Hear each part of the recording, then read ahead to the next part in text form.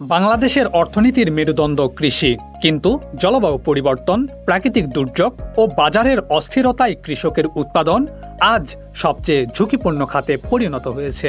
একটি বন্যা, খরা কিংবা রোগবালাই মুহূর্তেই শেষ করে দিতে পারে কৃষকের পুরো মৌসুম। ফসল হারানোর সঙ্গে সঙ্গে হারিয়ে যায় আয়, বিনিয়োগ ও ভবিষ্যতের নিশ্চয়তা। এই ঝুঁকি ব্যবস্থাপনায় বিশ্বজুড়ে কার্যকর সমাধান হিসেবে গড়ে উঠেছে কৃষি বীমা।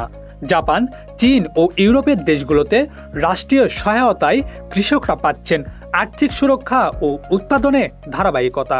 বাংলাদেশেও কৃষি বীমা নিয়ে উদ্যোগ থাকলেও সচেতনতার অভাব, প্রিমিয়ামের ব্যয় এবং ক্ষতিপূরণ ব্যবস্থার প্রতি আস্থার সংকটে তা এখনও মূলধারায় আসেনি।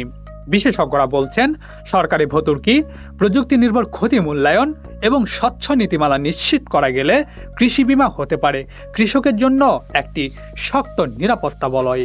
এতে কমবে দুর্যোগের ঝুঁকি, বাড়বে বিনিয়োগের আস্থা, আর কৃষি খাত পাবে টেকসই ও স্থিতিশীল ভবিষ্যৎ, যার সুফল পৌঁছাবে পুরো জাতীয় অর্থনীতিতে।